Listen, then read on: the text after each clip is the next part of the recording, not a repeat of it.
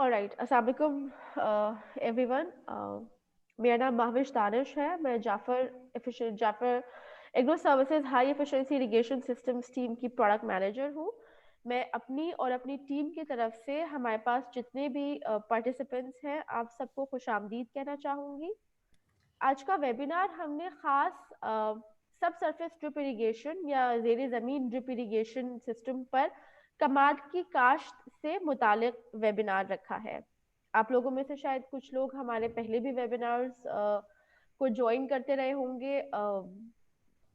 With time we are seeing increasing attendance. Farmers के साथ farmers appreciate कर रहे होते हैं एफर्ट्स को। कितने फार्मर्स रिक्वेस्ट भी कर रहे होते हैं कि वो किन क्रॉप्स पर मजीद आगे वेबिनार्स अटेंड करना चाहेंगे।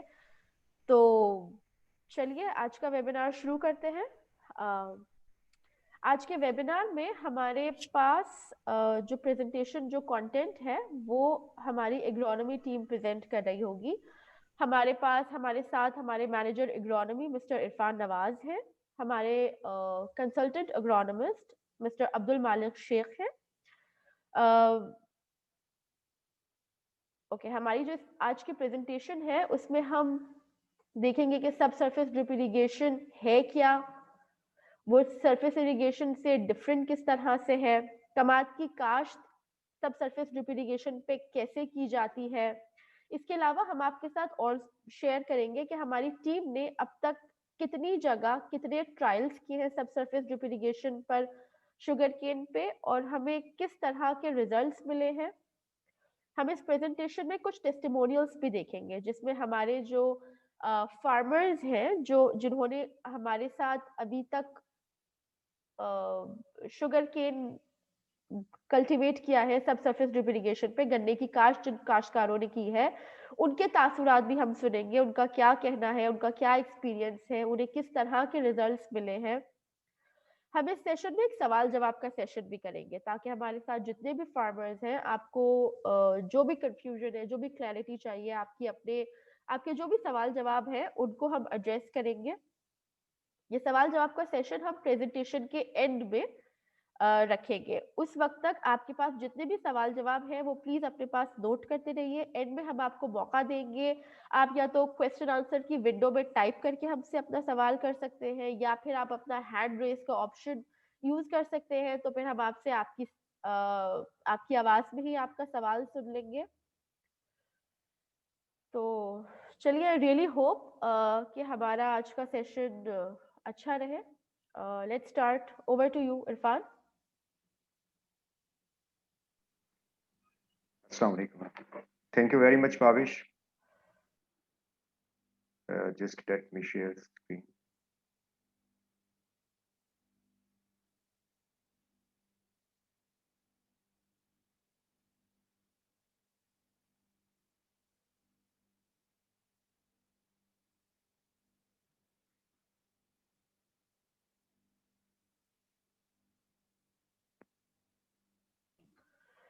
ये कंफर्म कीजिएगा, जी बिल्कुल, स्क्रीन शेयर हो जी रही है। बिल्कुल, वी कैन सी दैट। बिस्मिल्लाहिर्रहमानिर्रहीम। तमाम दोस्तों को खुश आमदीद कहता हूँ जाफर एग्रो सर्विसेज की तरफ से, जो हमारे ड्रिप इरिगेशन सिस्टम के काश्तकार हैं, जो फ्यूचर के अंदर ड्रिप इरिगेशन सिस्टम के ऊपर अपनी फसलें लगाने जा रहे हैं।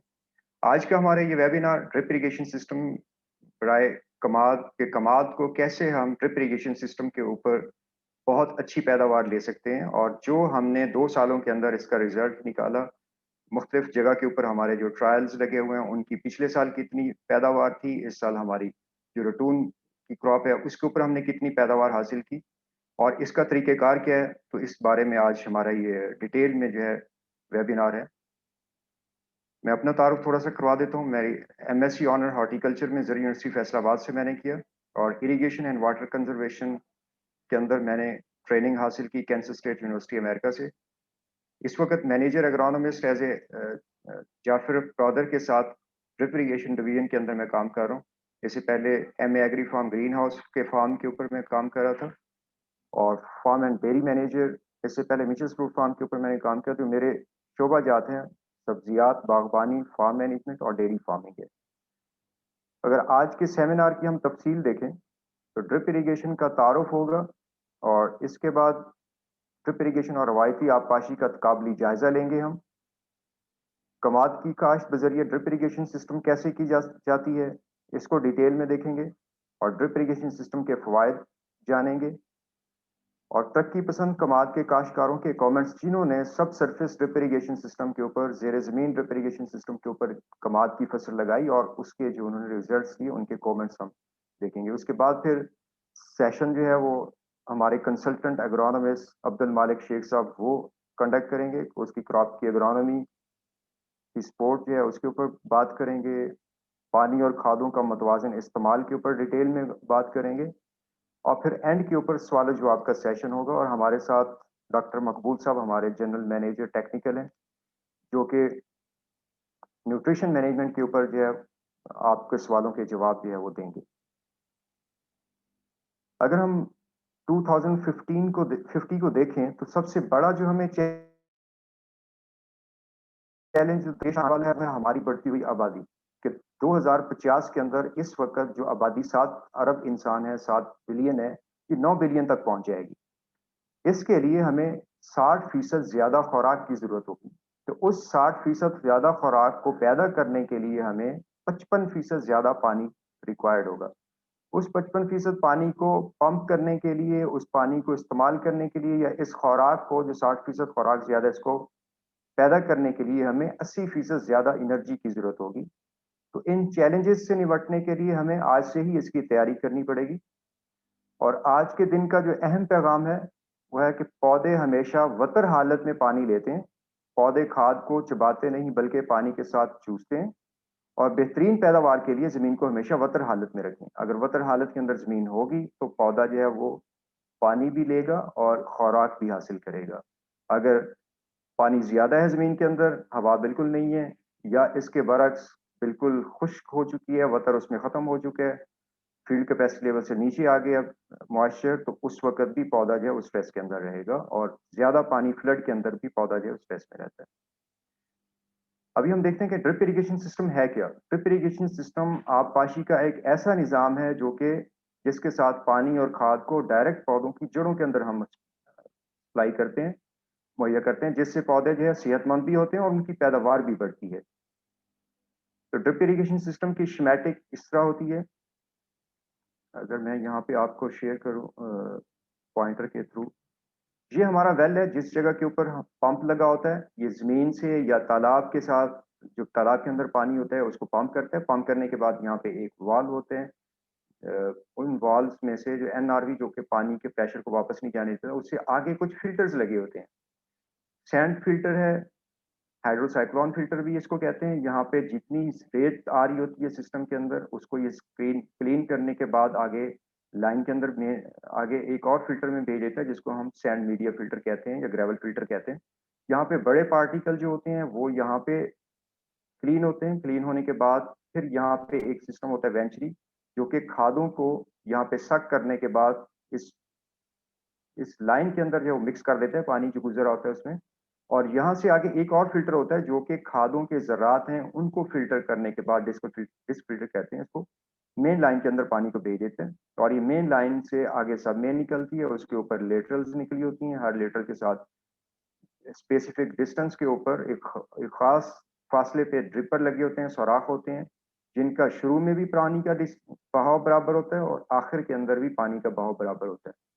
जो हमारी सब सरफेस ड्रिप इरिगेशन सिस्टम है उसके अंदर एक और लाइन यहाँ पे डालते हैं, जैसे ये पाइप डाला हुआ है सेम इसी तरह, और ये दोनों तरफ से जो है वो कनेक्टेड होते हैं और उसको ज़मीन से इस लाइन से नीचे रखते हैं ताकि ये हर वक़्त इसके अंदर पानी जो है वो फिल रहे, ये चोक ना हो।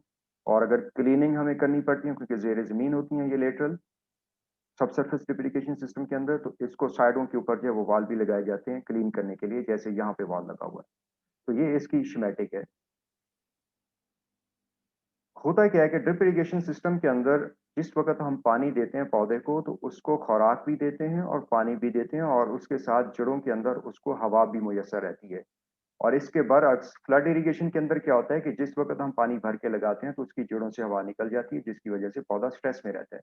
ड्रिप इरिगेशन के अंदर हर वक़्त वतर हालत में रहता है पौधा, उसकी जड़ों के अंदर वतर हालत कायम रहती है, जिसकी वजह से मुसलसल वो अपनी ग्रोथ को जारी रखता है और उस मुसलसल ग्रोथ की वजह से उसकी पैदावार जो है वो ज़्यादा आती है। अगर इसकी हम परसेंटेज को देखें तो एक पौधे को बहुत अच्छी ग्रोथ करने के लिए, पैदावार देने के लिए 25% हवा उसकी जड़ों के अंदर हवा का होना ज़रूरी है, 25% पानी होना ज़रूरी है, 47 से 49% जो है मिनरल्स या जिसको हम ज़रा ये मट्टी कहते हैं, मट्टी के ज़रात हैं, ये होना ज़रूरी है। इस 1 से 3% ऑर्गेनिक मैटर जो है ज़मीन के अंदर होना ज़रूरी है। अगर ये वाली हालत हम एक पौधे को मुहैया करते हैं, तो वो पौधा सबसे बेहतर अपनी ग्रोथ करता है और बेहतर पैदावार देता है। मुख्तलिफ आबपाशी के जो निज़ाम चल रहे हैं, उनका अगर हम तकाबली जायज़ा लें कि सबसे ज़्यादा मौसर निज़ाम आबपाशी कौन-सा है और सबसे कम मौसर निज़ाम आबपाशी कौन-सा है, तो उसमें सबसे टॉप के ऊपर जो आता है, वो ड्रिप इरिगेशन सिस्टम। ये पूरी दुनिया के अंदर जो है, वो माना हुआ सिस्टम है। पूरी दुनिया के अंदर जहाँ पे भी पानी और हमारी जो जितने इनपुट्स होती हैं, खादें हैं, उनको सही तरीके से कारकर्दगी के साथ मुहैया करने के लिए पौधों को जो निज़ाम माना जाता है, वो ड्रिप इरिगेशन सिस्टम है टॉप के ऊपर। उसके बाद स्प्रिंकलर इरिगेशन सिस्टम आता है, जिसके अंदर सेंट्रल पिवट सिस्टम है, रेन गन है, इसके अलावा होज़ रील सिस्टम है, इम्पैक्ट स्प्रिंकलर हैं। तो ये इरिगेशन सिस्टम जो है, दूसरे नंबर के ऊपर आते हैं कारकर्दगी में। तीसरे नंबर के ऊपर बबलर इरिगेशन आते हैं, जो कि आम तौर पे बागात के ऊपर लगाए जाते हैं। और चौथे नंबर के ऊपर बेड और फरो इरिगेशन सिस्टम है, जो कि हमारी यहाँ पे आजकल ज़्यादातर जो है राइज अमल है। और सबसे लीस्ट या सबसे कम मौसर निज़ाम आबपाशी फ्लड इरिगेशन सिस्टम को कहते हैं, क्योंकि इसके अंदर पानी जो है वो भर के लगा दिया जाता है और उस वक़्त भी पौधा स्ट्रेस में होता है और जिस वक़्त वो ज़मीन खुश्क हो जाती है 7-8 दिन के बाद, 10 दिन के बाद, तो वतर कम हो जाता है, उस वक़्त भी पौधा जो है स्ट्रेस में चला जाता है। अगर इनको हम एक ग्राफ के ज़रिए से जायज़ा लें, ये हमारा जो ग्राफ है, ये शो कर रहा है कि हमने फ्लड किया प्लॉट को, उसके बाद फिर आहिस्ता-आहिस्ता उसकी जो नमी है, बुखारात बन के जो उसकी जो मॉइस्चर है या पानी है, बुखारात बन के हवा में तहलील होता रहा। तो ज़मीन के अंदर वो नमी जो है वो कम होती गई। ये हमारी स्टेज है, इसको हम कहते हैं सैचुरेशन स्टेज। और उससे नीचे ये जो नीले कलर की है ब्लू, इसको कहते हैं फील्ड कैपेसिटी। यानी कि जब भर दिया, जब पानी खड़ा हो गया ज़मीन के अंदर, सैचुरेशन स्टेज है वो। जिस वक़्त ज़मीन वतर हालत के अंदर है, जिसके ऊपर पौधा सबसे बेहतर ग्रोथ करता है और बेहतर पैदावार देता है, वो फील्ड कैपेसिटी उसको कहते हैं। उसके बाद होती है 25% वाटर होल्डिंग कैपेसिटी के ऊपर और फिर 50% यानी कि वाटर होल्डिंग कैपेसिटी उसकी कम होगी। जिस वक़्त हमने पानी लगाया, सैचुरेशन स्टेज के ऊपर आ गया, फुल भर गया खेत, उसके बाद 2 दिन उसके ऐसे होते हैं जहाँ पे वो वतर कंडीशन के अंदर होता है और उसके बाद फिर क्या होता है कि आहिस्ता-आहिस्ता वतर हालत कम होती जाती है, खुश्की की तरफ चला जाता है और एक स्टेज आती है जिसको हम विल्टिंग स्टेज कहते हैं, जहाँ पे पौधा जो है मुरझाना शुरू हो जाता है। और उससे आगे एक ऐसी स्टेज होती है जिसको परमानेंट विल्टिंग स्टेज कहते हैं, जहाँ पे पौधा जो है वो मर जाता है, उसको पानी लगाएँ भी सही तो वो ज़िंदा नहीं होता। तो 6 दिन के ऊपर अगर हमने पानी दी 6 दिन के बाद जिस वक़्त वो फील्ड कैपेसिटी जो है वो 25% तक नीचे ड्रॉप हो गई और उस वक़्त फिर हम पानी देते हैं। ये वाली स्टेज होती है जहाँ पे पौधा अच्छा ग्रो कर रहा होता है। यहाँ पे भी स्ट्रेस में होता है शुरू वाले 1-2 दिन और अगले 3-4 दिन जो है वहाँ पे भी पौधा जो है आहिस्ता-आहिस्ता ज़्यादा स्ट्रेस की तरफ चला जाता है। फिर हम पानी देते हैं, दोबारा उसको फिल कर देते हैं। तो फिर वही कंडीशन होती है, फिर उसके बाद यानी कि 6 दिन के अंदर या 7 दिन के अंदर 1 दिन उसको या 2 दिन ऐसे मिलते हैं जहाँ पे अच्छी ग्रोथ कर रहा होता है, बाकी 4-5 दिन वो पौधा जो है वो स्ट्रेस के अंदर होता है और गर्मियों के अंदर जो है उसका दौरानिया कम होता है, सर्दियों के अंदर ज़्यादा होता है। तो इसको फ्लड इरिगेशन के ऊपर जो है वो पौधा इस तरह अपनी ग्रोथ को जारी रख रहा होता है। अगर इसको हम कंपैरिज़न करें, मवाज़ना करें स्प्रिंकलर इरिगेशन के साथ, तो स्प्रिंकलर के अंदर क्योंकि दूसरे दिन या तीसरे दिन पानी दे दिया जाता है, तो उसके ऊपर वो जो स्ट्रेस है 1 दिन क्योंकि उतना ही पानी दिया जाता है जिससे ज़मीन वतर में आ जाए। 1 दिन वतर में रहती है, 1 दिन थोड़ी-सी स्ट्रेस में आई, फिर हमने अगले दिन जो है उसको इरिगेशन दे दी। तो इस तरह 1 दिन स्ट्रेस के अंदर होता है पौधा और 1 दिन जो है वो वतर हालत के अंदर जो है वो ऑप्टिमम कंडीशन उसको मिलती है, जिसकी वजह से वो बेहतर परफ़ॉर्म कर रहा होता है फ्लड की निस्बत। इसी तरह तीसरा जो हमारी ड्रिप इरिगेशन सिस्टम है, ड्रिप इरिगेशन सिस्टम के ऊपर हम उतना ही पानी देते हैं जितना कि उसकी फील्ड कैपेसिटी से उसकी जो वतर हालत है वो कम हुई है, जो तहलील होके बुखारात बन के हवा में गया है या उसके पत्तों से जो खारिज हुआ है, तो वो दोबारा उतना ही पानी हम देते हैं जिसकी वजह से ये हर वक़्त पौधा जो है फील्ड कैपेसिटी पे रहता है, वतर हालत में रहता है और इस वजह से उसकी पैदावार जो है वो ज़्यादा आती है। कि मुख्तलिफ ज़मीनों के अंदर पानी का बहाव है, जो रेतीली ज़मीन होती है उसपे नीचे की तरफ पानी ज़्यादा मूव करता है, जो नहरा ज़मीन होती है उसके अंदर दोनों तरफ नीचे भी और हॉरिज़ॉन्टली भी सतह के ऊपर भी बराबर मूव करता है। जो चिकनी ज़मीन होती है उसकी सतह के ऊपर ज़्यादा मूव करता है, नीचे को कम जाता है। तो इनको देखते हुए ड्रिप लाइन की सिलेक्शन की जाती है, ड्रिपर से ड्रिपर का डिस्टेंस जो है वो डिज़ाइन के अंदर फाइनल किया जाता है। तो ये वो अवामिल होते हैं जिनको मद्देनज़र रख के डिज़ाइन किया जाता है ड्रिप इरिगेशन सिस्टम। या फिर ज़ेर ज़मीन ड्रिप इरिगेशन सिस्टम बराए कमाद, तो ये कमाद की आपाशी का मुस्तकबिल है। पीछे 2 साल इसके ऊपर 3 साल हो चुके हैं हमारी इसके ऊपर जो है मुसलसल पूरी टीम इसके ऊपर जो है रिसर्च के अंदर लगी हुई थी और इसका जिस वक़्त हमने बहुत अच्छे रिज़ल्ट हासिल कर लिए, तो फिर हमने चाहा कि इसको ज़िम्मेदारों के साथ जो है वो शेयर किया जाए। ड्रिप इरिगेशन के ज़रिए कमाद, अच्छा मज़ाक है। एक मैंने ग्रुप के अंदर जो शेयर किया कि आज हमारा वेबिनार इतने बजे स्टार्ट होगा, तो उसमें एक कमेंट आया कि अच्छा मज़ाक है, ड्रिप इरिगेशन के ज़रिए कमाद। मैंने कहा ये भी हो सकता है कि ड्रिप इरिगेशन के ज़रिए कमाद मुमकिन की फसल हो जाए। उन्होंने कहा अच्छा मज़ाक है। तो ये आज हम जानेंगे कि वाक़ई ये मज़ाक है या कि एक टेक्नोलॉजी है कि कैसे इस टेक्नोलॉजी के ज़रिए से हमने डबल से भी ज़्यादा पैदावार जो है फ्लड के निस्बत हमने हासिल की और इसको देखते हुए कितने हमारे ऐसे ज़िम्मेदार हैं जिन्होंने फर्दर जो है इस साल ड्रिप के ऊपर जो है वो अभी रिसेंटली इसी सीज़न के अंदर जो है वो 23 एकड़ डिफरेंट जगह के ऊपर जो है वो लोगों ने जो है ड्रिप सबसरफेस ड्रिप इरिगेशन के ऊपर जो है ऐड किए हैं। तो ये मालिक साहब अपनी प्रेज़ेंटेशन के अंदर जो है इनकी पैदावार भी जो है वो मुआज़ना करेंगे कि फ्लड के ऊपर हमने बाकायदा इसके ऊपर जो ट्रायल किए, रिसर्च ट्रायल जैसे होते हैं कि फ्लड के ऊपर भी और ड्रिप के ऊपर भी और उसके साथ फिर हमारी जो खादें हैं न्यूट्राफुल डीएपी उसके साथ भी ड्रिप के ऊपर और साथ में फ्लड के ऊपर। तो 4 डिफरेंट किस्म के हमने इसके ऊपर जो ट्रायल किए हैं, इसकी डिटेल मालिक साहब जो है आपको बताएँगे। तो ये ड्रिप इरिगेशन सिस्टम के ऊपर सब सरफेस ड्रिप इरिगेशन सिस्टम के ऊपर लगाई गई ये फसल है। आप के सामने है कि कितनी ज़्यादा जो है इसके अंदर जो वो टिलरिंग है। मैंने खुद जो है एक प्लांट से तकरीबन को 18 टिलर्स जो है वो मैंने खुद काउंट किए हैं और ये सारे आपके सामने नज़र आ रहे हैं। तो जितनी इसकी अच्छी जो है वो केयर की जाती है क्योंकि इसमें रोज़ाना की बुनियाद के ऊपर जो वो पानी दिया जाता है और एक ख़ास वक़्फ़े की बुनियाद के ऊपर 2 या 3 दिन के वक़्फ़े शेड्यूल बना देते हैं, उसके मुताबिक चलाते हैं। तो इसकी वजह से पैदावार जो है उसकी टिल्डिंग बहुत अच्छी होती है और उसकी साइज़ और ग्रोथ जो होती है, बहुत अच्छी होती है जिसकी वजह से पैदावार जो है वो ज़्यादा आती है। मार्च के अंदर हमने सोइंग की ये सिंध के अंदर शादी लार्ज के अंदर बदीन में हमारा ये एक फार्म है, जो कि अभी उसकी क्रॉप बिल्कुल तैयार है और वो खुद फार्मर जो बड़ा हैरान है कि इतनी ही 180 दिन की क्रॉप की ये तस्वीर है। इस वक़्त इससे भी बहुत अच्छी जो है वो क्रॉप खड़ी हुई है। उसके निस्बत जो उसकी सितंबर काश्त है, ये मार्च की काश्त है। सितंबर काश्त को और इसको जब वो मुवाज़ना करा था, उसने कहा जी इसके अंदर सितंबर काश्त को भी इसने जो है पीछे छोड़ दिया है। मेरी सितंबर काश्त के अंदर जो है वो मैं एक्सपेक्ट कर रहा हूँ कि तकरीबन कोई 1200-1300 मन तक जो है वो पैदावार आएगी। लेकिन इसके अंदर वो कह रहा है कि जो क्रॉप की ग्रोथ है, जो क्रॉप की कंडीशन है, वो कहता है कि मैं एक्सपेक्ट कर रहा हूँ कि 1600 से ज़्यादा जो है इसकी पैदावार है, जो कि मार्च की काश्त है। और वो तो 1800 मन भी कह रहा है कि 1600 से लेकर 1800 मन तक जो है जैसी क्रॉप की सूरत-ए-हाल है, वो आएगी पैदावार। लेकिन इसका रिज़ल्ट क्योंकि ये इस साल लगी है साइट, इसका रिज़ल्ट अभी हमारे पास नहीं आया। बाकी जो आ चुके हैं वो मालिक साहब आपके साथ जो है वो शेयर करेंगे। तो इससे होता क्या है कि फसल जो है वो जल्द तैयार होती है और आला मेयार की तैयार होती है। यहाँ पे राइट साइड की तरफ आप देख सकते हैं कि कितनी ज़बरदस्त जो है वो टिलर्स निकले हुए हैं। इसकी जर्मिनेशन कितनी बहुत अच्छी हुई हुई है। तकरीबन 90% से भी ज़्यादा जो है इसकी हमने देखा कि जर्मिनेशन थी। ये शेखू शुगर मिल के ऊपर लगाया गया ये एक ट्रायल है जो कि इस दूसरी दफ़ा इसकी कटाई हो चुकी है।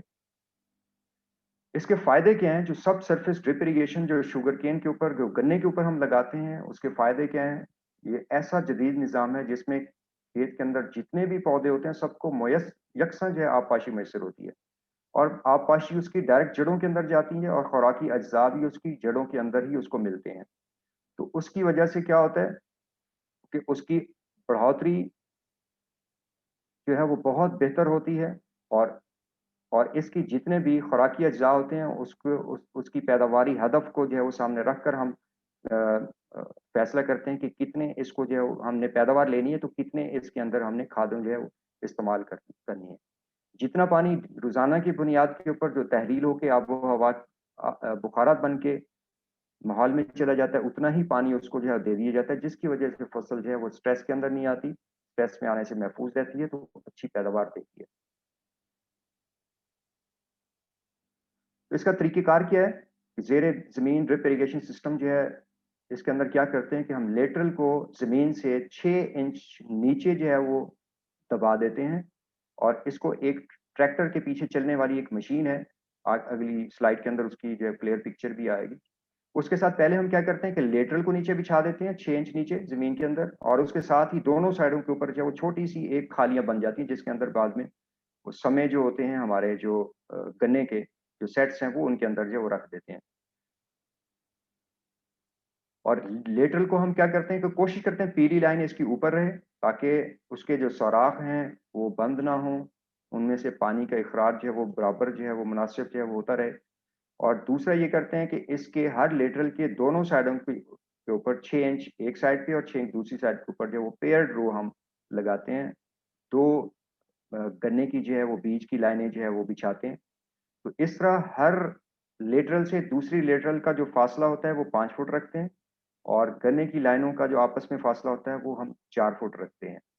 और खेलियों के अंदर जब ये बिछाते हैं तो खेलियों के अंदर जो है न्यूट्राफुल और एसओपी और इसके साथ जो सल्फर हमने डालनी होती है वो ज़मीन ज़मीन के अंदर लाइनों के अंदर ही हम उसको डाल देते हैं। फिर उसके बाद समों को खेलियों में इस तरह आपस में जोड़ते हैं कि उनके सिरे आपस के अंदर जो है वो मिल जाएँ। और बीमारियों की रोकथाम के लिए समों के ऊपर क्या करते हैं कि हम फफूंदी का स्प्रे जो है, सीड ट्रीटमेंट जो है वो करते हैं, उसका स्प्रे कर देते हैं, फिर उसके बाद मिट्टी डालने का अमल शुरू कर देते हैं। ये उसकी स्कीमेटिक है, यानी कि एक ये हमारी लेटरल जा रही है, लेटरल के दोनों तरफ 6 इंच इस तरफ, 6 इंच इस तरफ ये हमने 2 इंच नीचे करके जो है उस बीज को लगाते हैं, क्योंकि ये जिस वक़्त लेटरल मशीन के साथ बिछाते हैं तो एक छोटी-सी नाली जो है वो बन जाती है, तो उस नाली के अंदर रखने के बाद उसको ऊपर से दबाते जाते हैं पाँव से और उसके बाद फिर मिट्टी जो है उसके ऊपर चढ़ा देते हैं। तो इस तरह एक लेटरल से दूसरी लेटरल का जो फ़ासला होता है वो 5 फुट होता है। एक लाइन से हमारी इस लाइन से दूसरी लाइन जो गन्ने की लाइन है, इसका दरमियानी फ़ासला 4 फुट होता है। लेटरल के ऊपर दोनों जो लाइनें होती हैं गन्ने की, एक लाइन से दूसरी लाइन का फ़ासला 1 फुट रखा जाता है, यानी कि लेटरल से 6 इंच एक साइड पे और दूसरी लाइन भी 6 इंच के फ़ासले के ऊपर। तो ज़मीन की तैयारी क्या करते हैं कि पहले डिस्क प्लो कर चलाया, कल्टीवेटर चलाया, रोटावेटर चलाने के बाद फिर क्रॉस कल्टीवेटर चला के और एक साइड के ऊपर हमने सबमेन यहाँ पे डाल दी और इसी तरह दूसरी साइड के ऊपर भी सबमेन आती है, तो और उसके बाद फिर लेटल जो है वो बिछा दी जाती है। ये लेटल बिछाने या दबाने का जो वो तरीक़ेकार है। ये लेटल नस्ब करने वाली मशीन है। ये मशीन पड़ी हुई है, इसके ऊपर लेटल का बंडल जो है वो लगा दिया जाता है और नीचे इसके दोनों तरफ जो है वो फालों के दरमियान में एक कोड होता है, जो कि उसके साथ पीछे जो है वो लेटल आ रही होती है, वो लेटल जो है वो बिछ दी जाती है। और जहाँ पे ये लेटल लगा दी गई है, ये मशीन को फिक्स कर दिया गया है ट्रैक्टर के ऊपर।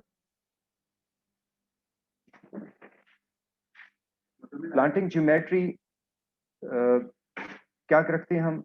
जैसे पहले हमने डिस्कस कर दिया कि 5 फुट का फासला होता है लेटल से दूसरी लेटल का और पेड़ वो 4 फुट की होती हैं आपस के अंदर। ये इस तरह जो है लेटल पहले बिछा दी गई है यहाँ पे ये सेंटर के अंदर और इसके एक साइड के ऊपर जो है वो बिछा दिए गए हैं इसके बीज को, दूसरी साइड के ऊपर भी और उसके बाद फिर इसके ऊपर जो है इनको दबाते जाते हैं और मिट्टी जो है डाल देते हैं। अगर इसको खोल के देखा जाए, तो लेटरल हमारी 2 इंच नीचे होती है। ये हमारा जो बीज है, ये इसकी डेप्थ जो है तकरीबन 5 इंच या साढ़े 5 इंच और उससे नीचे 2 इंच है वो लेटरल होती है। तकरीबन 7 इंच के नीचे डेप्थ के अंदर, गहराई के अंदर जो इसको रखा होता है। समय काट हम क्या करते हैं कि डबल बडेड सेट यानी कि 2 उसके ऊपर जो है कम से कम जो है वो आँखें होनी चाहिए, जिस वक़्त हम इसको काटें। और ये देखें कि कैसे जो है वो कट लगाते हैं, स्लांटिंग कट देना है और बराबर एक जैसा जो है वो होना चाहिए। बड़े इस वक़्त हम पीस काट लेते हैं इसके समों को, तो उससे होता क्या है कि उसमें अ, कुछ बड जो है वो उनकी जेमिनेशन होती है। आँखों की कुछ की जेमिनेशन नहीं होती क्योंकि इसके अंदर एपिकल डोमिनेंस होती है। तो हर नीचे वाला बड जो है, ऊपर वाला बड नीचे वाले बड को जो है वो सप्रेस करता है। तो इसलिए रिकमेंड किया जाता है कि 2 सिर्फ़ इसकी जो है वो डबल बडेड हो सेट, इससे कम ना हो। सेट बिछाने के बाद इसके ऊपर फंजीसाइड का जो है वो स्प्रे किया जाता है। स्प्रे करने के बाद फिर उसके ऊपर मिट्टी चढ़ा दी जाती है। तो इसमें जो हमने यूज़ किया 40 एमएल पर 20 लीटर वाटर, यानी कि 2 एमएल पर लीटर जो है कंटाफ प्लस का हमने इसके लिए जो सीड ट्रीटमेंट की। और फिर उसके बाद 1 इंच की जो है मिट्टी की तह इसके ऊपर चढ़ा दी जाती है और उसके बाद फिर पानी जो स्टार्ट कर दिया जाता है। जिस वक़्त हम पानी देते हैं, कोशिश करें कि जैसे ही हमारी ये सोइंग हो जाए उसके बाद फ़ौरन पानी दें, तो ये नीचे से भी पानी यानी कि ऊपर जो है वो मूव करता है और नीचे को भी मूव करता है। तो ये आहिस्ता-आहिस्ता जो है वो इसका जो वेटिंग पैटर्न जो है वो डेवलप हो जाता है, यानी कि नमी आहिस्ता-आहिस्ता ऊपर आना शुरू हो जाती है और फिर इसके जो इरिगेशन का जो चार्ट होता है कि किस महीने में हमने सिस्टम को कितनी देर चलाना है, इसमें 2 चीज़ों डिफ़ाइन करनी पड़ती हैं कि इसकी ड्रिप लेटरल कौन-सी इस्तेमाल की गई है, उसका फ़ासला कितना है ड्रिपर का और उसका फ्लो कितना है कि उसमें पानी जो है डिस्चार्ज करने की सलाहियत कितनी है। 4 एलपीएच 4 लीटर फी घंटा के हिसाब से ख़ारिज करने वाले ड्रिपर अगर लगे हुए हैं और 60 सेंटीमीटर के फ़ासले के ऊपर लगे हुए हैं, तो उनका पूरे साल का कैलेंडर ये होगा, यानी कि कुछ 7 से 8 मिनट फ़रवरी में, 24 मिनट मार्च के अंदर, 56 मिनट अप्रैल के अंदर, मई के अंदर 109 मिनट और इस तरह जून के अंदर 130 मिनट, जुलाई के अंदर 150 मिनट और फिर उसके बाद फिर कम होते जाएँगे। तो ये हमारे पूरे साल का चार्ट होता है, वो हर डिज़ाइन के ऊपर सिस्टम के अलग से चार्ट बनता है। दुनिया जो है वो इरिगेशन के अंदर कहाँ तक पहुँच गई है और हम कहाँ पे खड़े हुए हैं, इसको थोड़ा-सा हम इस वीडियो के अंदर जानते हैं। Hello, nice to meet you. The Netherlands produce about 50% of all flowers in the world. The most famous one of all, the tulip, of course. Flowers are really remarkable organisms. We've known for decades that they can actually communicate to each other through their root system. For the past 2 years, Wageningen University has been working very closely with Google to use cutting-edge technology to look deeper into communication with plants. Hello. We collected an incredible amount of information. Using automated machine learning, we turned this information into a new rudimentary language, which is becoming more and more sophisticated over time. The more we listen to nature, the more we discover the amazing things it has to say. Okay, Google, talk to my tulip. Tulip से अपने पौधे से बात कर रहे हैं। आपको क्या What do you want? चाहिए? मतलब पानी चाहिए। Water, please. We've applied all this research into our latest product, Google Tulip. 2 granddaughters, Frances, who's just had a second baby. That is so interesting. हमारी फैमिली के अंदर कितने लोग हैं? Finished. Nothing left. More. Good. You promised more water. At Keukenhof, we're very excited about tulip technology. We like to know what tulips need, and what better way than to ask them. I need water. More light. Please improve humidity. What is a Please come here. More space. No more No compost. water, please. Who are you? Why are there so You're many so like सारे lights. पौधों More को light. Of course, this is only the beginning. बांध की तैयार We're rolling out the करना tulip वो language हमारे in the साथ beginning of April, but we're already well underway with several updates. Note कैसे करते हैं Hello? Signal No. मशीनों के जरिए से कंप्यूटर के जरिए Cactus. Leave me alone. It's so great not to have a one-way relationship with the tulips anymore. What is the meaning of my existence? Tulip is a breakthrough in human-plant communication, letting users around the world communicate with any tulip. तो इसका वक्त काश्त क्या है कि कमाद जो है बहार के मौसम के अंदर जो काश्त किया जाता है और खिज़ां के मौसम के अंदर काश्त किया जाता है। तो मौसम खिज़ां के अंदर सितंबर अक्टूबर के अंदर मोस्टली हम इसको काश्त करते हैं और दूसरा जो इसका ये ज़्यादा पैदावार देता है और दूसरा जो इसका टाइम है वो फरवरी और मार्च के अंदर हम इसको काश्त करते हैं और इसकी आबो-हवा गर्म मरतूब इसको आबो-हवा की ज़रूरत होती है। इसके बाद हम देखेंगे तरक्की पसंद हमारे जो काश्तकार हैं गन्ने के, जिन्होंने सब सरफेस ड्रिप इरिगेशन सिस्टम के ऊपर कमाद को लगाया है, उनके कमेंट्स हम जानेंगे और इसके बाद फिर हमारा अगला जो नेक्स्ट सेशन होगा, जिसमें पैदावार और न्यूट्रिशन मैनेजमेंट के ऊपर कि खादें कितनी देनी है, किस वक़्त देनी है और पैदावार हमारे जो ट्रायल्स हमने लगाए हैं उनके ऊपर किस ट्रायल के ऊपर कितनी हमारी जो है पैदावार मिली हमें और उनके फार्मर्स के व्यूज़ क्या हैं इस टेक्नोलॉजी के ऊपर, ये अभी आगे डिटेल के अंदर हम जानेंगे। जी माविश, अप टू यू।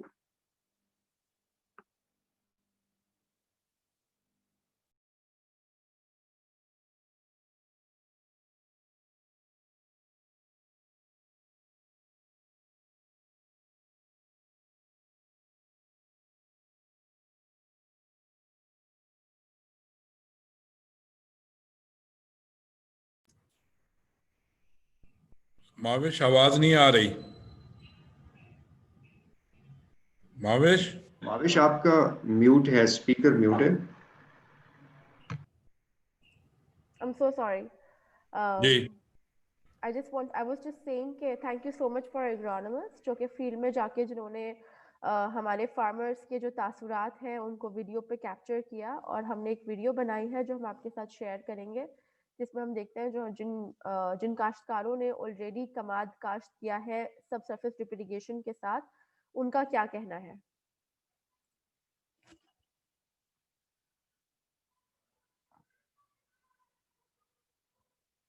मेरा नाम शाह मोहम्मद है।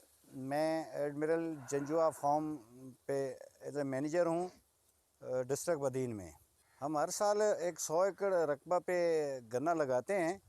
तो पिछले साल हमने 1 एकड़ ड्रिप पे तजर्बे खातर ये लगाया गन्ना, तो इंशाल्लाह ये हमारा तजर्बा कामयाब रहा है। ड्रिप पे गन्ना लगाने के बहुत फ़ायदे हैं। सबसे पहले एक तो फ़ायदा इसका है कि खाद का ख़र्चा कम है, इसमें आधा ख़र्चा है। दूसरा लेबर ख़र्चा बिल्कुल नहीं है, कम है बाकी जो हम काश्त करते हैं उसके हिसाब से। तीसरा इसमें पानी की बहुत बचत है। जहां आपने 1 एकड़ की बजाय आप ड्रिप पे लगाएं तो 2 एकड़ कर सकते हैं। ज़मीन हमेशा वत्तर में रहती है ड्रिप वाली। बाकी जो 4 फुट का एरिया है उसमें घास नहीं होता कि उस पर पानी नहीं लगता, तो वत्तर पे ये ग्रोथिंग बहुत है, इसकी बड़ी ज़बरदस्त है। सबसे ज़्यादा मैं जाफ़र ब्रदर्स वालों का शुक्रिया अदा करता हूँ कि जिन्होंने मुझे इस पे ज़्यादा गाइड दी और मुझे समझाया। तो इनका बहुत ही मैं शुक्रिया अदा करता हूँ कि इन्होंने मेरी सपोर्ट की और मुझे इसमें कामयाबी में इन्होंने मेरा मैं अपने ज़मींदार भाइयों को ये दावत देता हूँ, मशवरा देता हूँ कि आएँ वो भी ये लगाएं। पानी की और लेबर की खादों का बहुत ही ज़मींदार को फ़ायदा है। आजकल तजर्बे के हिसाब से दुनिया कहाँ तक पहुँच गई है, तो हमें भी तो उनकी नकल करनी चाहिए, देखना चाहिए, उस हिसाब से हमें करना चाहिए ये।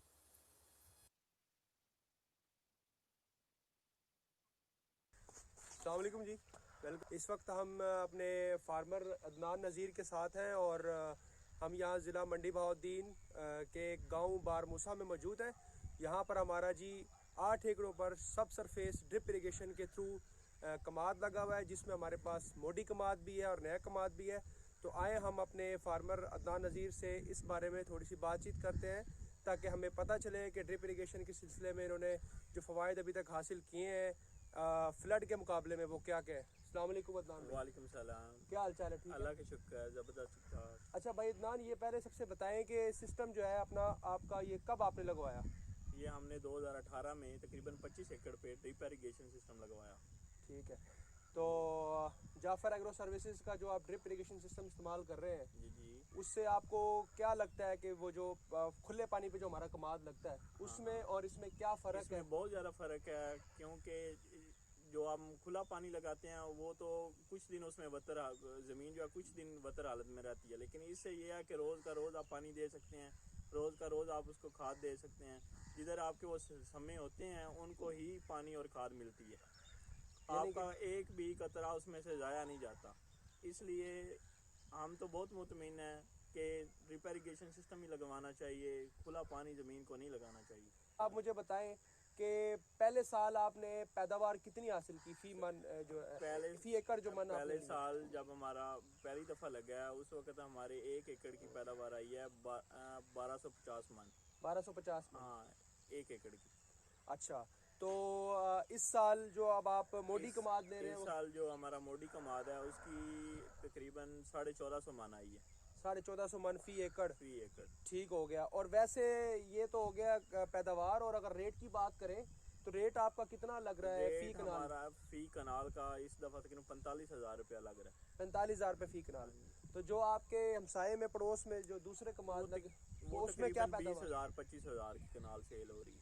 20-25,000 फी कनाल? हाँ, फी कनाल जो खुले पानी पे लगा हुआ। उसकी वजह क्या लगती है आपको? इसकी वजह यही है कि हमने ड्रिप पे लगाया हुआ है, उसको अच्छी मतलब अभी तक वो पूरा साल उसको खाद मिलती है, पूरा साल उसको पानी मिलता है, इसलिए वो ज़्यादा उसमें आ रहा है। बाकी जो फ्लड पे लगा रहे हैं उनका कम, उसको पानी कम मिलता है, खाद कम मिलती है, इसलिए कम हो जाती है। ठीक हो गया सही।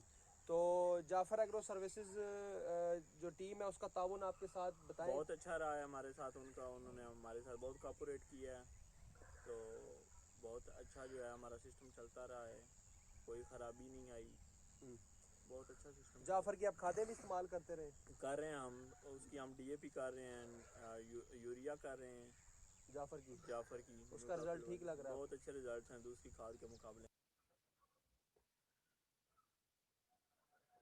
बिस्मिल्लाहिर्रहमानिर्रहीम। डॉक्टर मोहम्मद अफजल, डायरेक्टर केन शेखू शुगर मिल्स, आपसे मुखातिब हूँ।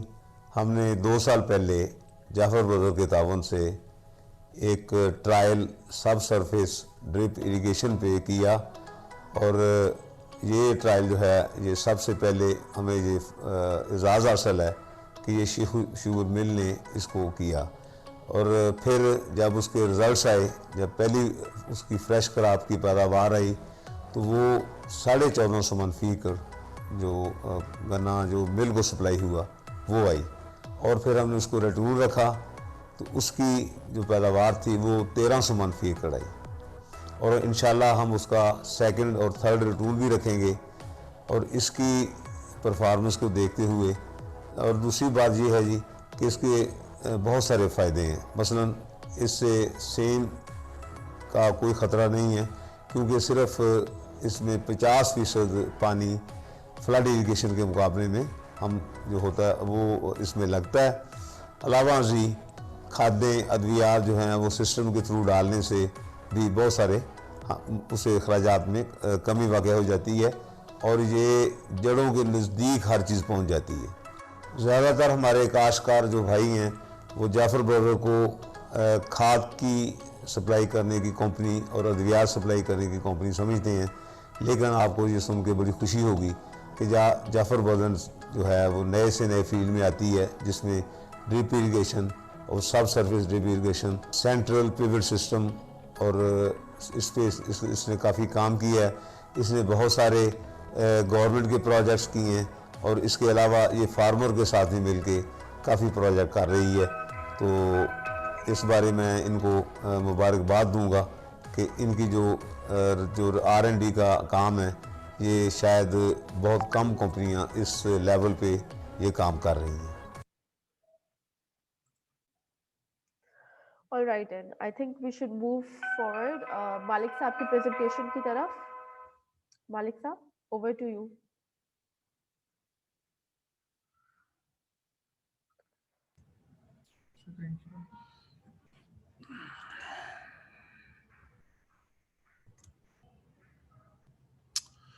Okay, Mavish. जी मालिक साहब, we can see your आपकी स्क्रीन शेयर हो रही है जी। Okay. मैं slides thank you very much, काफ़ी डिटेल इरफान नवाज साहब ने बता दिया है, लेकिन मैं यहाँ से स्लाइड शुरू करना चाह रहा हूँ कि ये सबसे पहले जो है ये सब सरफेस ड्रिप इरिगेशन दुनिया में तो काफ़ी 20 साल से शुरू है, और तकरीबन 30 क्रॉप पे हो रहा है।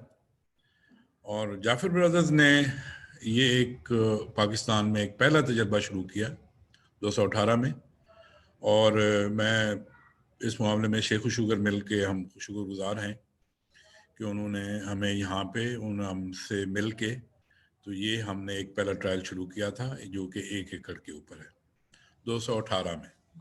और सबसे दुनिया पाकिस्तान में जो पहला ट्रायल है सब सरफेस ड्रिप इरिगेशन में, और मेरे ख्याल में अभी तक हमारे अलावा किसी और कंपनी ने इसके ऊपर कोई काम नहीं किया और ना इसकी शुरुआत की है, जो कि मेरे ख्याल में मैं जाफर ब्रदर्स की ऑर्गेनाइजेशंस को और उनकी मैनेजमेंट का बड़ा शुक्रगुजार हूं कि उन्होंने हमें ये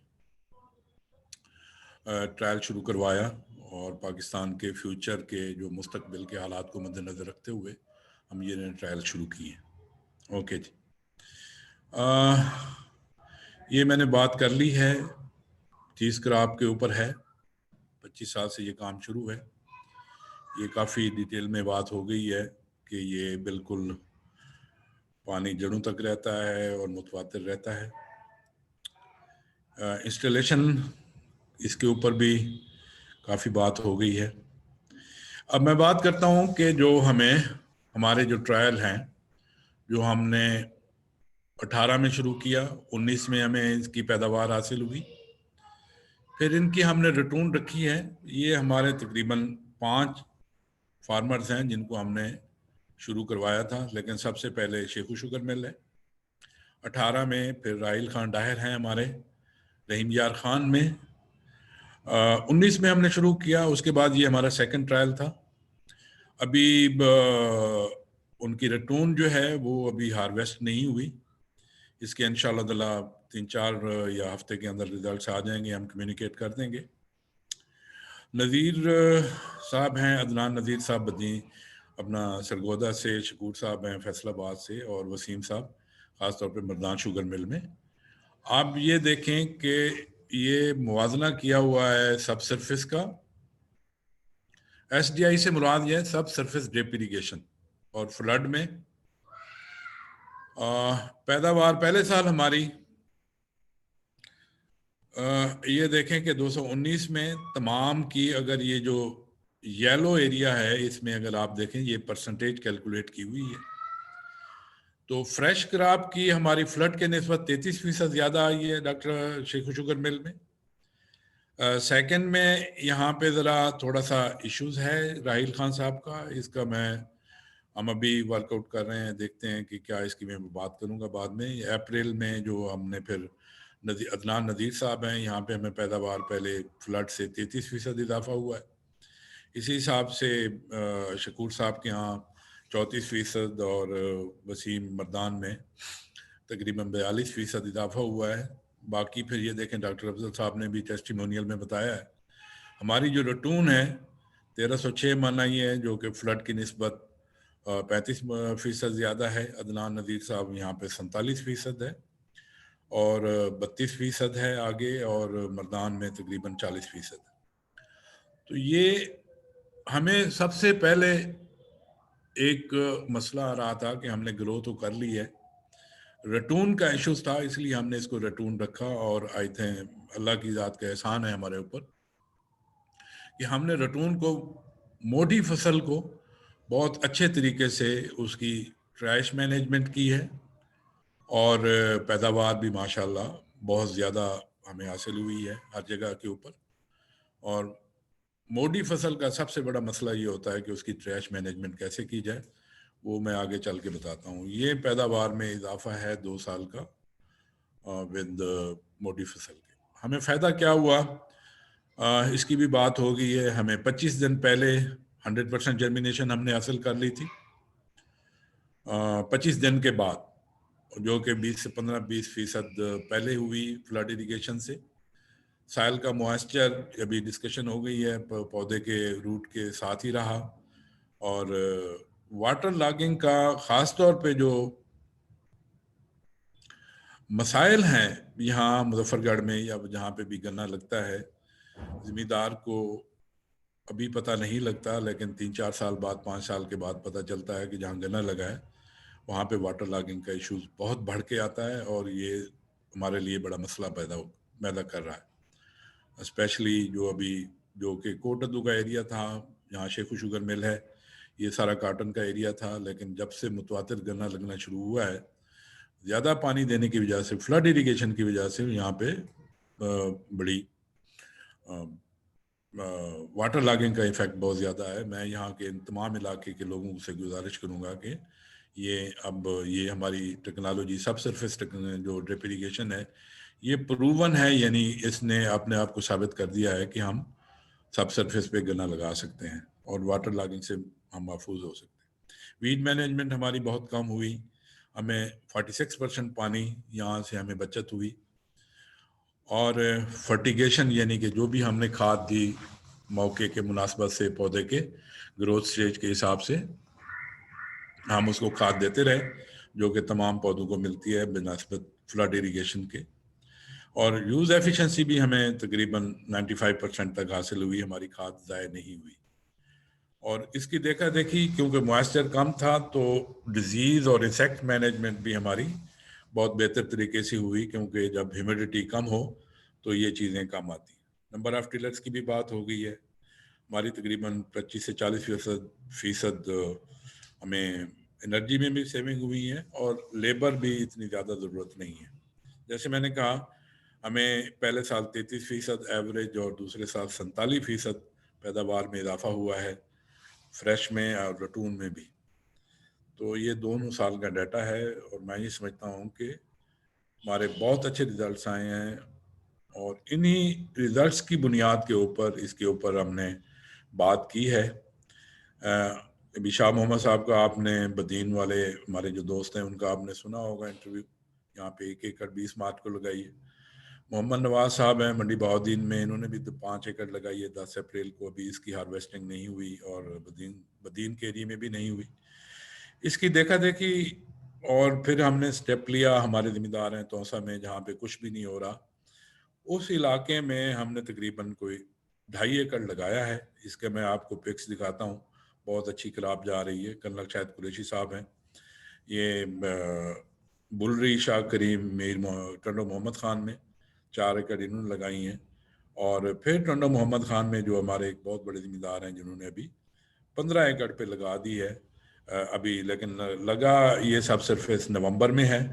इसके अभी हमें कोई जर्मिनेशन जो है ना लो टेम्परेचर की वजह से थोड़ी सी लेट है।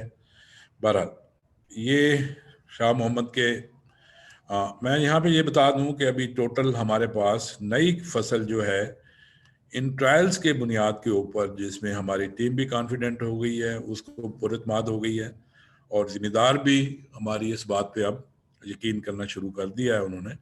तो ये तकरीबन 27 एकड़ पे इस साल subsurface drip irrigation sugarcane convert हो चुका है, यानी लग चुका है।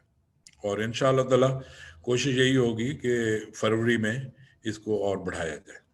तो ये शाह मोहम्मद साहब हैं बदीन के, उनकी फसल है। दैन ये अभी जो तौसा की बात हुई है, ये आप देख सकते हैं कि किस हिसाब से फसल की ग्रोथ हो रही है।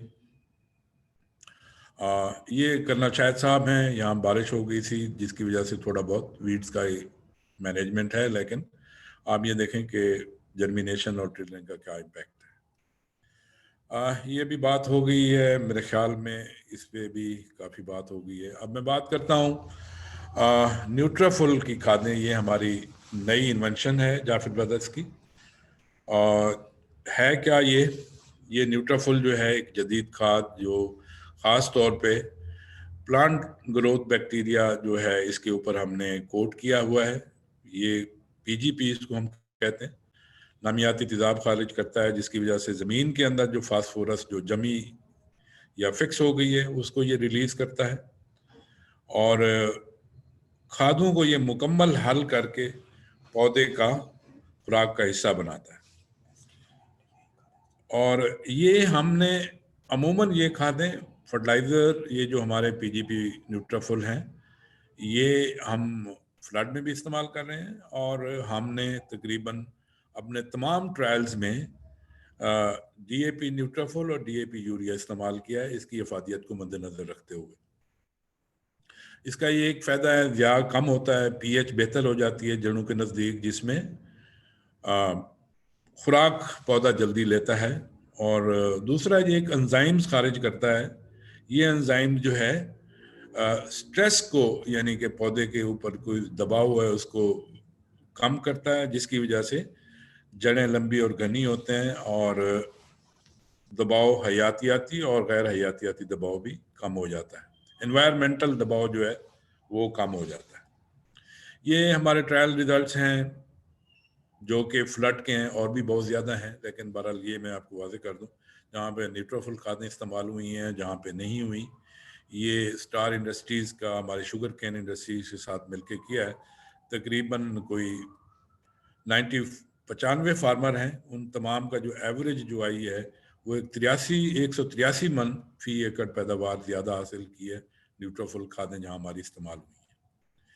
और ये उनके पिक्चर्स हैं। ये जब आप ये देखें कि ऊपर न्यूट्रोफिल की खादों में जो हमारी इस्तेमाल हुई हैं उनमें जड़ें कैसे बनी हैं, नीचे आप टिलर्स देख रहे हैं, ये हमारे वही SDI की शेखू शुगर मिल की पिक्चर है, तस्वीर है। ये 2 स्टार इंडस्ट्री कमालिया की हैं। आप ये देख सकते हैं कि न्यूट्रोफिल का इम्पैक्ट क्या आया हुआ है, गन्ने कितने लंबे हैं, और मेरे ख्याल में उनके बाद ये देखें कि जहाँ पे स्टैंडर्ड फर्टिलाइज़र हुआ है उसका पौधे की क्या कंडीशन है या पौधे किस हिसाब से ग्रो हुए हैं। एक और है जमालदीन वाली रेंजर खान में, स्टैंडर्ड वर्सेस न्यूट्रोफिल खादों का इम्पैक्ट आप वाज़े तौर पर देख सकते हैं। और ये एक और बहुत पुरानी तस्वीर है 2011 की।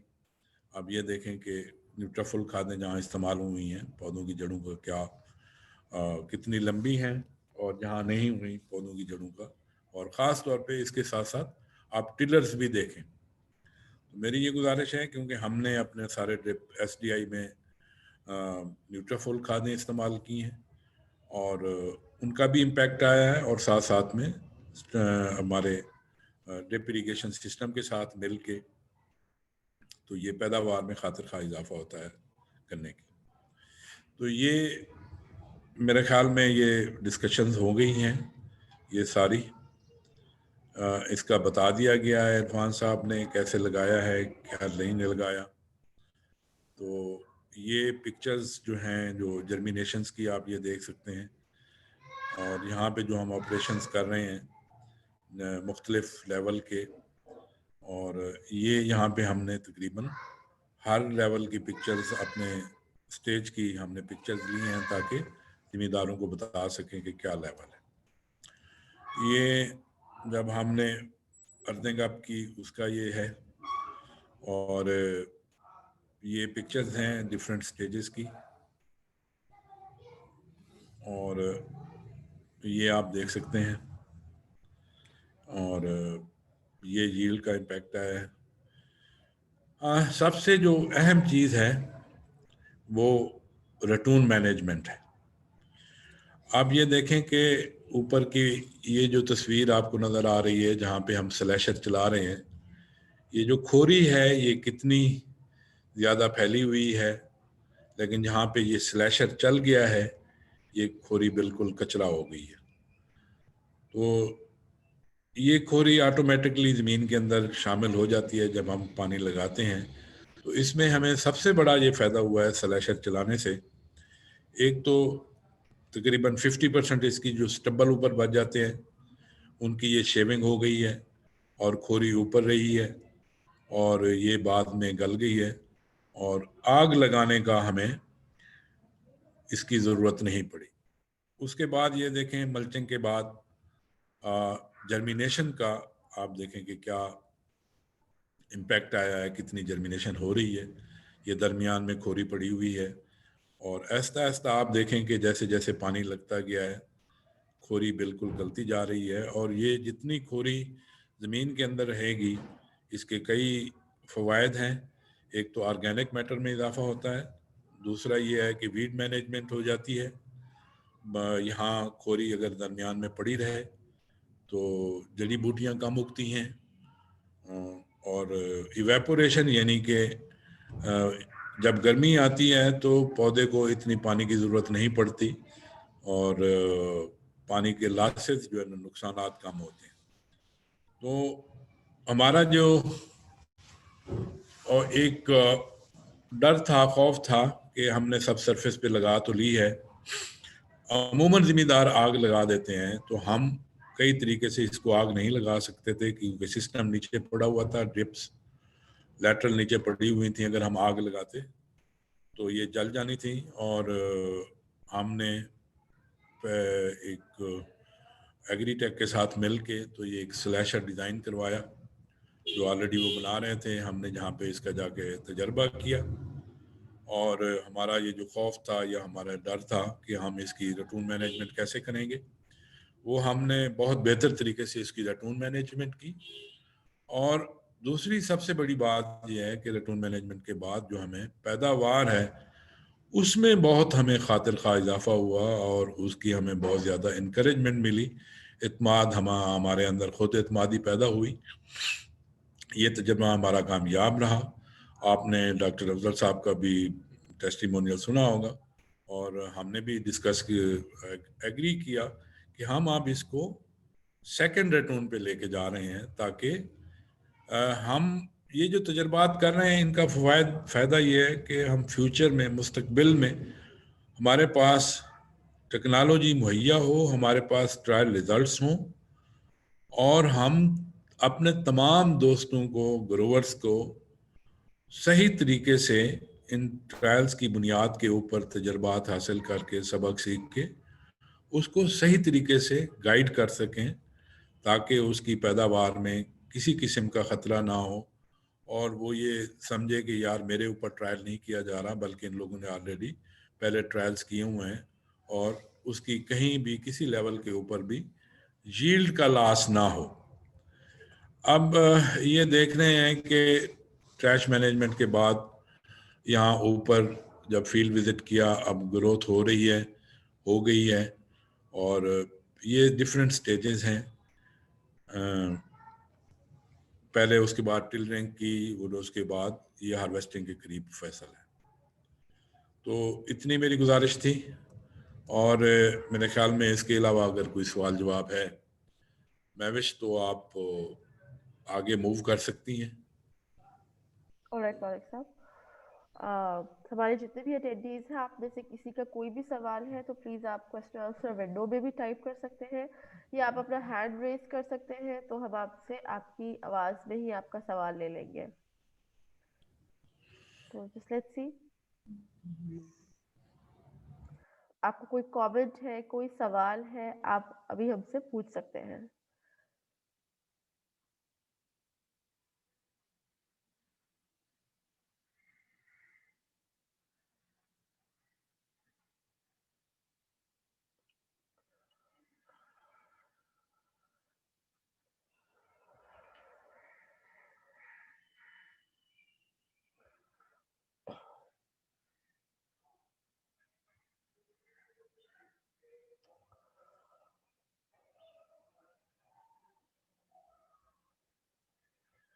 हमारे जितने भी फार्मर्स हमारे साथ मौजूद हैं, आपका किसी का भी कोई सवाल, कोई कमेंट है तो please now is the time, you guys can ask, you guys can share your comment. कोई भी बात आप हमारे एग्रोनॉमी एक्सपर्ट से करना चाहते हैं तो आप अभी कर सकते हैं।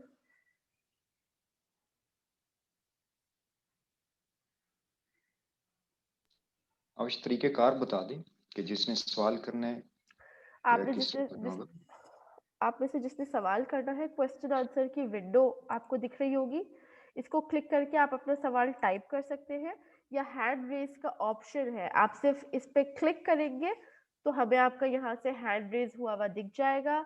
हम आपको बारी बारी अनम्यूट करेंगे और आपकी आवाज में आपका सवाल सुन लेंगे। इन दो तरीके से आप हमसे सवाल पूछ सकते हैं। इवन टीम के जहन में भी कोई सवाल है तो टीम भी सवाल पूछे क्योंकि हर टीम का हर मेंबर तो एसटीआई पे काम नहीं कर रहा है। टीम के जहन में भी कोई सवालात हो तो टीम भी सवाल कर सकती है। जी बिल्कुल ठीक है मकबूल साहब।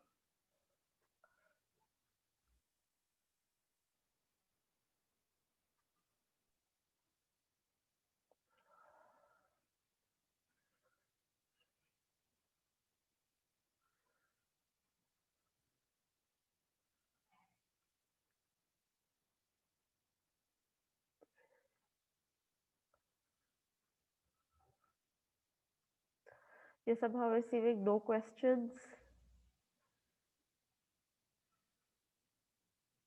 या फिर चैट में तो कोई नहीं आया हुआ है जो क्वेश्चन पुट अप किए नहीं हुए। मालिक साहब, नहीं मालिक साहब, चैट में भी कोई क्वेश्चन नहीं है, क्वेश्चन आंसर विंडो में भी कोई क्वेश्चन नहीं है।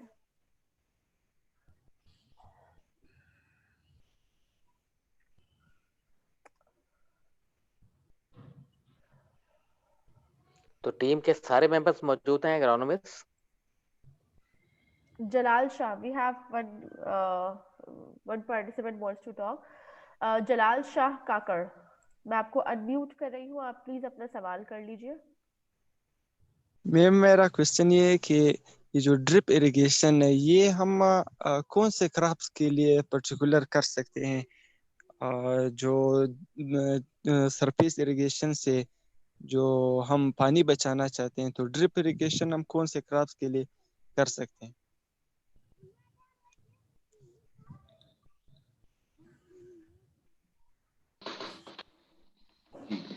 थैंक यू वेरी मच, आपने क्वेश्चन किया। इसमें जैसे मालिक साहब ने अपनी प्रेजेंटेशन के अंदर भी शेयर किया कि 30 के करीब ऐसी फसलें हैं जिनके ऊपर सब सरफेस ड्रिप इरिगेशन के जरिए से या उनको ज़बरदस्त तरीके से उगाया जा रहा है इस वक्त। इसके अलावा जो सरफेस इरिगेशन है, सरफेस इरिगेशन के ऊपर हमारे बागात, सब्जियात और उसके अलावा जो एग्रोनॉमिक क्रॉप्स हैं उनके ऊपर भी हमने ट्रायल्स कर लिए हैं और बड़े अच्छे जो है नताइज मिले हमें, जिनमें इस वक्त जो हमारे ट्रायल्स के अंदर जो क्रॉप्स चल रही हैं, ऑर्चर्ड, सारे ऑर्चर्ड जितने भी हैं उनके अंदर कोई डाउट नहीं है, वेजिटेबल्स जितनी हैं कोई डाउट नहीं है। जो एग्रोनॉमिक क्रॉप्स है उसके बारे में फार्मर्स के मोस्टली जो है वो जहन के अंदर जो है वो एक सवालात होते हैं कि पता नहीं इनका पानी की रिक्वायरमेंट जो है वो पूरी हो सकती है ड्रिप के थ्रू के नहीं हो सकती। हमने राइस के ऊपर भी ट्रायल किए और राइस के अलावा वीट के ऊपर भी हमारे ट्रायल जो है वो तकरीबन कोई तीसरा साल चौथा साल चल रहा है, हम इसके ऊपर ट्रायल कर रहे हैं। वीट के अलावा शुगर केन के ऊपर ट्रायल हमारे हो चुके हैं, कॉर्न के ऊपर हमारे ट्रायल हो चुके हैं, बल्कि कमर्शियल प्रोडक्शन की तरफ हम जा चुके हैं। पिछले साल भी हमारी को 150 एकड़ के ऊपर जो है वो कॉर्न, मक्की जो है वो ड्रिप इरिगेशन सिस्टम के ऊपर थी। और इसके अलावा आलू के अंदर आलू हम तकरीबन को 1400 एकड़ के ऊपर जो है ड्रिप इरिगेशन सिस्टम जो है वो लगा चुके हैं। तो ये जितनी भी क्रॉप्स हैं सारी क्रॉप्स जो है, अगर मैं समझता हूँ अगर चावल हो सकता है तो चावल के अलावा बाकी कोई ऐसी फसल नहीं है कि जो ड्रिप के ऊपर ना हो सकती हो। चावल के अंदर अभी हमारी रिसर्च चल रही है, पहले 2 साल हमने बेड्स के ऊपर जो है उसको किया, फिर उसके बाद अब फ्लैट सोइंग के ऊपर हम चले गए, उससे और बेहतर हमें नताइज मिले। अब फर्दर हम इसको मल्चिंग के साथ जो है वो करने जा रहे हैं, क्योंकि इसके अंदर सिर्फ चावल ऐसी क्रॉप है जो कि ट्रिकी क्रॉप है, बाकी दुनिया के अंदर कोई ऐसी क्रॉप नहीं जो कि आप ड्रिप के जरिए से जो ना उगा सकें। तो चावल के ऊपर हमारे ट्रायल्स चल रहे हैं, उसके अंदर भी काफी हद तक हमने कामयाबी हासिल कर ली है। Thank you. Thank you Irfan. Excuse me जी, ये कैरेट, चिली और टोमेटोज, इसके लिए सबसे बेहतर जो इरिगेशन सिस्टम है वो कौन सा हो सकता है? कैरेट, चिलीज और टोमेटोज। जी, सबसे बेहतर जो इरिगेशन सिस्टम है वो ड्रिप इरिगेशन सिस्टम है आपकी, चाहे वो ऑर्चर्ड हो चाहे वो आपकी वेजिटेबल्स हो। सिर्फ एग्रोनॉमिक क्रॉप्स ऐसी होती हैं जो कि जिस वक्त हम कमर्शियली जाते हैं 100 एकर्स के ऊपर, 500 एकर्स के ऊपर, तो उसमें हमारे और सिस्टम आते हैं जो कि सेंट्रल स्प्रिंकलर इरिगेशन सिस्टम है। जो हमारी वेजिटेबल है उनके लिए सबसे बेहतर जो इरिगेशन सिस्टम है वो ड्रिप इरिगेशन। वजह क्या है? ड्रिप इरिगेशन सिस्टम के थ्रू हम एक तो पानी डायरेक्ट उसकी रूट जोन के अंदर जड़ों के साथ हम मुहैया करते हैं, और पानी के साथ जो उसकी खाद होती है सॉल्युबल फर्टिलाइजर की फॉर्म के अंदर, जैसे हमारे पास सोलो पोटाश है, इसी तरह नाइट्रो पोटाश है, इसी तरह हमारे पास डिफरेंट ग्रेड्स हैं एनपीके के, जिसमें नाइट्रोजन, फास्फोरस, पोटाश की डिफरेंट रेशियोज हैं। तो ये वाटर सॉल्युबल फर्टिलाइजर है, इनको पानी के साथ हम मिक्स करते हैं और वेंचरी के जरिए से ड्रिप इरिगेशन सिस्टम के अंदर जो पानी जा रहा होता है मिक्स होके हर पौधे को बराबर बराबर जो है वो खाद और पानी मिलता है। तो जड़ों के अंदर क्योंकि मुहैया होता है, तो ऐसा और कोई सिस्टम नहीं है दुनिया के अंदर जो कि इस तरह पौधों को, क्योंकि पौधों के जो जड़ें हैं पौधों की वो उनका मुंह है, जो उसके मुंह के अंदर खुराक जो है वो पहुंचा सके, कोई ऐसा और सिस्टम नहीं है। सिर्फ ड्रिप इरिगेशन सिस्टम ही ऐसा सिस्टम है जो कि पौधे को उसके मुंह के अंदर यानी कि उसकी जड़ों के अंदर डायरेक्ट जो है वो पानी और खाद मुहैया करता है, और जितना उसको चाहिए वो एक हम शेड्यूल बनाते हैं कि फसल को शुरू से लेकर आखिर तक कौन सी खाद नीचे जमीन की तैयारी के अंदर हमने कौन सी खाद देनी है। यानी कि आम तौर पे हम जो न्यूट्राफुल डीएपी होती है वो उसका हाफ पार्ट जो है वो जमीन की तैयारी के अंदर डालते हैं, और बाकी उसको स्प्लिट कर देते हैं रोजाना की बुनियाद के ऊपर उसमें नाइट्रोजन, फास्फोरस और पोटाश को। और जिस जिस क्रॉप की ग्रोथ स्टेज को देखते हुए कि इनिशियली उसको नाइट्रोजन और फास्फोरस ज्यादा चाहिए तो नाइट्रोजन और फास्फोरस का स्केड्यूल के अंदर जो है वो क्वांटिटी ज्यादा रखते हैं। जैसे उसकी ग्रोथ होती जाती है, जब फ्रूटिंग के ऊपर क्रॉप आ जाती है, फिर उस स्टेज के ऊपर उसकी फास्फोरस की रिक्वायरमेंट जो है वो कम हो जाती है, नाइट्रोजन की थोड़ी सी कम हो जाती है और पोटाश की रिक्वायरमेंट जो है वो बढ़ जाती है। तो फिर उसको पोटाश हम इंक्रीज कर देते हैं, फास्फोरस कंप्लीट हो जाती है उस स्टेज के ऊपर और नाइट्रोजन जो है वो थोड़ी उसके साथ जो है वो चल रही होती है। तो इस तरह हर क्रॉप का एक जो है उसका स्केड्यूल बनता है कि कितनी हमने खुराक देनी है शुरू से लेकर आखिर तक और किस किस क्वांटिटी के अंदर जो है उसको देनी है। उसी तरह पानी का भी एक स्केड्यूल बनाते हैं जो कि हर फार्मर का उसके ड्रिप के डिजाइन के अकॉर्डिंगली होता है कि आपने किस महीने में कितने मिनट सिस्टम चलाना है और उस आपकी क्रॉप की ग्रोथ की स्टेज को देखते हुए कि छोटी क्रॉप है, 6 पत्तों से कम फसल है तो उसके ऊपर हमने इतने मिनट सिस्टम चलाना है और जब 6 पत्तों से ऊपर की स्टेज के ऊपर जो है वो पौधा चला गया तो फिर उस वक्त हमने उसको इतने मिनट के लिए सिस्टम चलाना है और इतना पानी उसको देना है। लीटर्स के अंदर हम कैलकुलेट करते हैं कि एक एक जो हमारा पौधा है उसको लीटर्स के अंदर कितने जो है वो लीटर चाहिए। तो उसके डिजाइन के साथ जब हमारा एग्रोनॉमिस्ट जाता है उसको ट्रेनिंग देने के लिए इनिशियली जिस वक्त सिस्टम लग जाता है तो ये दोनों चीजें जो है उसके साथ दी जाती हैं और उसको ट्रेनिंग दी जाती है। तो ये चीजें साथ में हर 15 दिन के बाद जो हमारा एग्रोनॉमिस्ट हर जिम्मेदार को जहाँ पे हमारा ड्रिप इरिगेशन सिस्टम लगा होता है उसको मॉनिटर कर रहा होता है, उसकी क्रॉप को देख रहा होता है कि आया कोई इस वक्त क्रॉप जो है किसी चीज की डेफिशिएंसी तो नहीं है, इसके ऊपर कोई डिजीज तो नहीं आ रही, इसके ऊपर किसी इंसेक्ट का हमला तो नहीं है। तो उसको इरिगेशन और फर्टिलाइजर को भी साथ साथ देख रहा होता है और साथ में उसकी क्रॉप की मॉनिटरिंग, पेस्ट स्काउटिंग और डिजीज मॉनिटरिंग जो है वो भी कर रहा होता है। और सोइंग से लेकर हार्वेस्टिंग तक हम अपने जो जिम्मेदार हैं उनको सर्विसेज प्रोवाइड करते हैं। और ये through out the Punjab, KPK और सिंध के अंदर जो हमारी सर्विसेज हैं जिसमें ड्रिप इरिगेशन सिस्टम के ऊपर गवर्नमेंट की क्योंकि सब्सिडी है 60%, तो 60% गवर्नमेंट जो है इसको सब्सिडी देती है, सब्सिडाइज करती है सिस्टम को। 40% जो है वो जिम्मेदार ने जो है वो पे करना होता है। तो उन 60% जो गवर्नमेंट की सब्सिडी है उसके अंदर ये भी शामिल है कि हमने 2 साल तक जो है वो सर्विसेज देनी होती हैं। ऑल्दो के बाकी कोई कंपनी जो है वो एग्रोनॉमिक सर्विसेज नहीं देती, सिर्फ जाफिर ब्रदर ही ऐसी कंपनी है जो कि इंजीनियरिंग सर्विसेज के साथ एग्रोनॉमिक सर्विसेज भी देती है। हमारी पूरी टीम है पंजाब के अंदर, सिंध के अंदर, KPK में। तो हर फार्मर के पास हमारे जो एग्रोनॉमिस्ट जा रहे होते हैं और उनको गाइड कर रहे होते हैं। और कुछ ऐसी जगह होती है जहाँ पे हमारे ये ट्रायल्स चल लगते हैं या इसके अलावा कमर्शियल क्रॉप होती है। जैसे अभी हम आलू की बात कर रहा था मैं, उकाड़ा, दीपालपुर, मुल्तान के अंदर हमारे जो है आलू के ऊपर सिस्टम लगे हुए हैं तो वहाँ पे हम प्लांटिंग भी करवाते हैं और प्लांटर भी बल्कि मुहैया करते हैं उनको और फ्री ऑफ कॉस्ट, और शुरू से लेकर आखिर तक उनकी क्रॉप की मॉनिटरिंग भी करते हैं, हार्वेस्टिंग भी अपनी सुपरविजन के अंदर करवाते हैं। तो यानी कि कोई फार्मर को किसी स्टेज के ऊपर कोई प्रॉब्लम होती है तो उसको हम गाइड कर रहे होते हैं।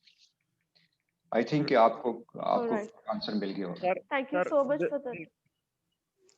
हेलो जी जी कहिए। सर इसमें जो इम्प्लीमेंटेशन है जो ड्रिप इरिगेशन का वो थोड़ा मुश्किल होता है और क्या आप लोगों की सर्विसेज बलूचिस्तान में है या नहीं है कंपनी की? जलाल साहब, अभी हमारी सर्विसेज जो है वो बलूचिस्तान के अंदर नहीं है और अगर कोई प्रोजेक्ट जो है इसके अंदर गवर्नमेंट स्टार्ट करती है तो डेफिनेटली वहाँ पे भी हमारे प्रोजेक्ट जाएंगे, लेकिन प्राइवेटली हम काम कर रहे हैं वहाँ पे भी। बाकी जैसे ये सर्विसेज गवर्नमेंट की तरफ से अनाउंस होती हैं, स्टार्ट होती हैं, तो डेफिनेटली हम वहाँ पे भी एक्सपेंड करेंगे। ठीक है sir, thank you. Great. Thank you so much Irfan for such a detailed answer. अगला सवाल है हमारे पास हाफिज गुलाम नबी। तो मैं आपको बात करने की इजाजत दे रही हूँ, आप प्लीज अपना सवाल पूछिए अनम्यूट करके अपने आप को।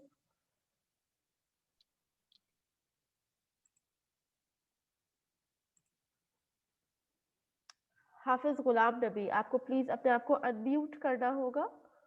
अनम्यूट करके आप अपना सवाल पूछ सकते हैं अपनी आवाज में।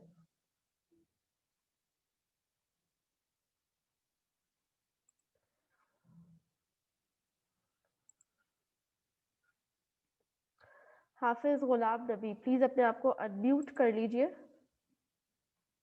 और अपना सवाल पूछ लीजिए।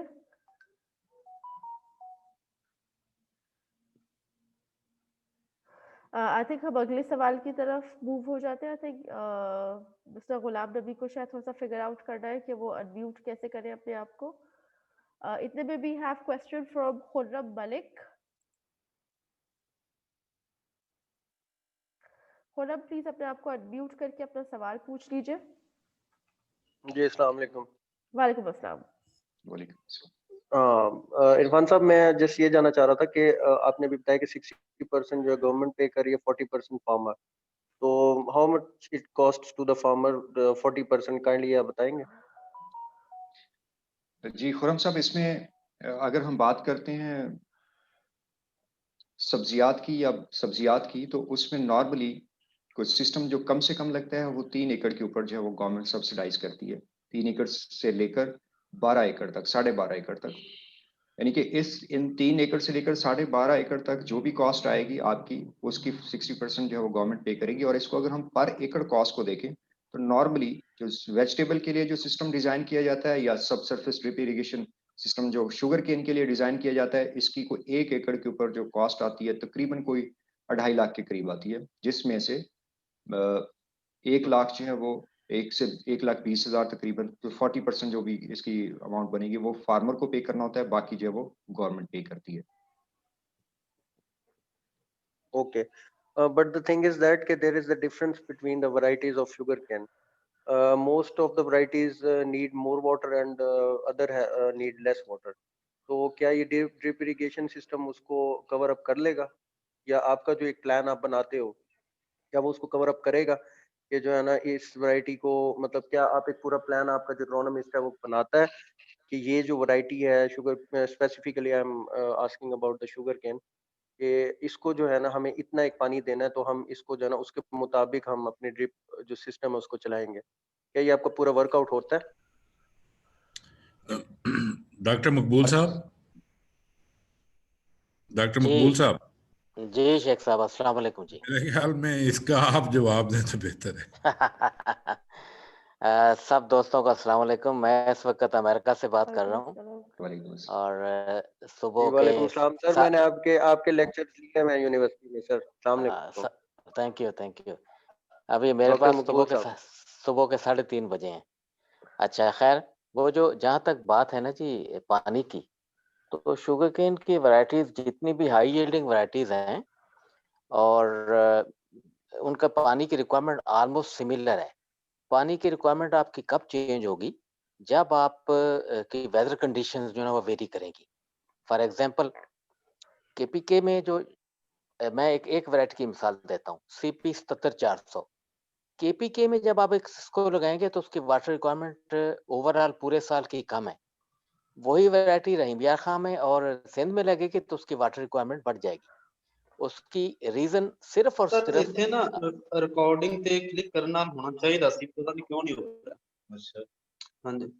अच्छा बहरहाल मेरी जी आवाज आ रही है सबको? जी बिल्कुल बिल्कुल, we can hear you doctor. अच्छा, अब पानी की रिक्वायरमेंट तकरीबन शुगर केन की एक ही है, जो भी वैरायटी होगी। अच्छा, अगर वो वेरी करेगी तो एनवायरमेंटल कंडीशंस की वजह से वेरी करेगी कि कहीं पे आपका गर्म सीजन जो है वो कितना लंबा है।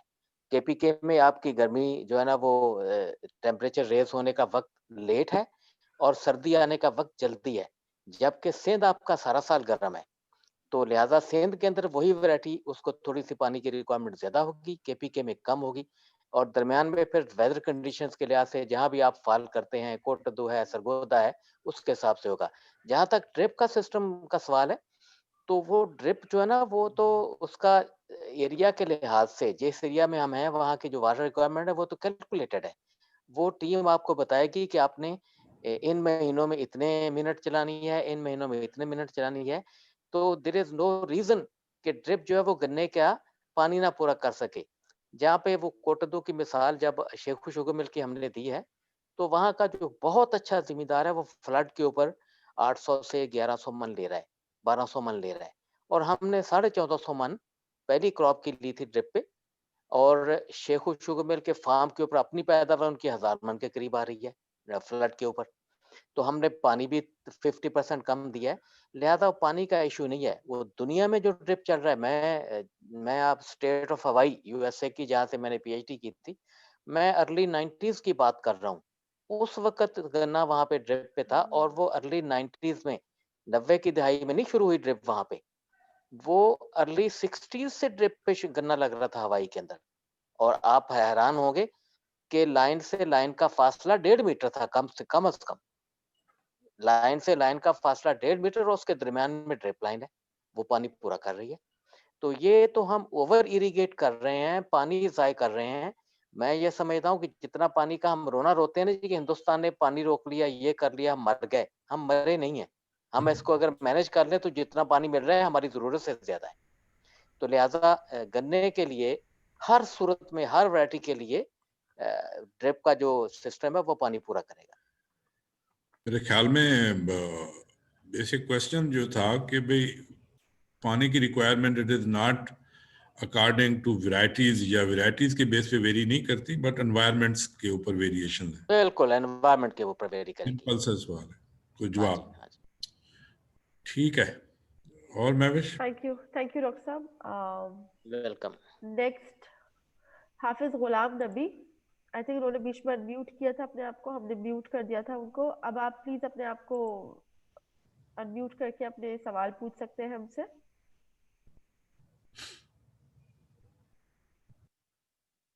हेलो जी जी, वी कैन हियर यू। कैसे ना आप सवाल पूछिए। पूछिए अपना। हेलो अस्सलाम आपकी वालेकुम। आवाज आ रही है। वालेकुम सलाम। वालेकुम अस्सलाम जी। आवाज आ रही है मेरी? बिल्कुल आवाज आ रही है मेरी? बिल्कुल आ रही है। अच्छा, मैं आपसे ये सवाल पूछना चाहता हूँ कि is it feasible possible for मेज क्रॉप ड्रिप इरिगेशन सिस्टम? मालिक साहब। अभी हेलो अभी शेयर जी भी किया था हाफिज हमने साहब, चैट। जी हाफिज साहब आप कहाँ से बोल रहे हैं सर? मैं मलकवाल डिस्ट्रिक्ट मंडी बहाउद्दीन से बोल रहा हूँ। अच्छा जी, ये मेरे ख्याल में काफी तसल्ली बख्श मेरा सवाल ये है कि ये जो जी बताएं। जी जी जी बताएं, आप बात कर रहे थे। जी मेरा सवाल ये है कि ये जो ड्रिप सिस्टम है ये गन्ने के अलावा मेज पर भी मुमकिन है ये सिस्टम? हाफिज साहब, मेरे ख्याल में काफ़ी तफसीली जवाब इरफान नवाब साहब ने बताया है, लेकिन मुख्तसरन मैं आपको बता देता हूँ। हाँ, हमने ये पिछले 3 साल से ट्रायल किए हुए हैं। अब हम 150 एकड़ के ऊपर, ये आपका जो एरिया है जहाँ पे आलू के बाद मकई की फसल लगती है, मुल्तान में, कसूर में, दीपालपुर में, हम ये 150 एकड़ पे पिछले साल हमने मकई लगाई है। मकई जिसमें उन्होंने सबसे पहले उन्होंने ग्रेन्स यानी दाने लिए हैं, उसके ऊपर हमें बिल्कुल 110 मन भी आई है, 100 मन भी आई है पैदावार। और जो जिन्होंने लोगों ने साइलेज बनाया है, साइलेज भी माशाल्लाह जो मकई लगी है इसके ऊपर 580 600 मन भी आई है, 500 मन भी आई है, 450 मन भी आई है। तो बिल्कुल हो सकती है मेज़, मकई लग सकती है। और गन्ना आप उसको पकाना चाहें तब भी बेहतर है, और उसकी साइलेज बनाना चाहें तब भी बेहतर है। बिल्कुल लग सकती है। Thanks sir.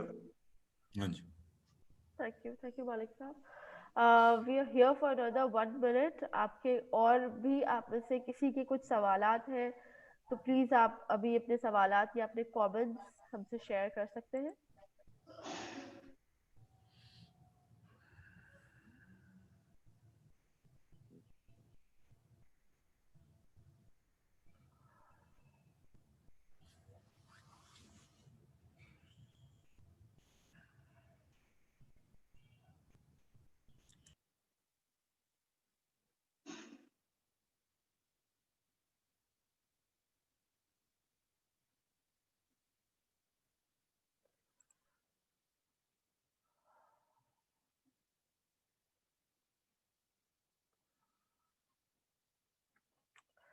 I think it's safe to say we do not have any more questions.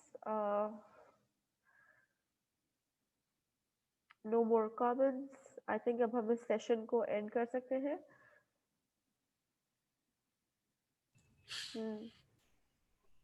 ठीक है महवेश। मैं पूरी एग्रोनॉमी टीम को शुक्रिया अदा करना चाहूंगी। Thank you so much. आप you guys put up such a detailed presentation.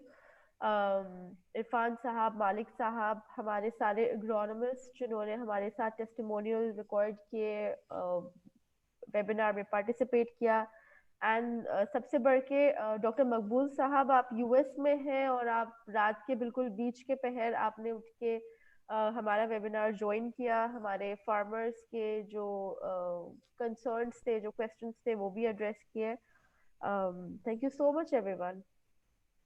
Thank you very much. Thank you. Doctor साहब बहुत बहुत शुक्रिया सर। कोई बात नहीं जी, अच्छा हुआ, मुलाकात भी हो गई और चलें सेमिनार भी अटेंड कर लिया। Thank you very much. Thank you. Save read Pakistan पर बात करते हैं इंशाल्लाह। हाँ इंशाल्लाह। बहुत बहुत शुक्रिया सर। बहुत बहुत शुक्रिया। अल्लाह हाफिज़।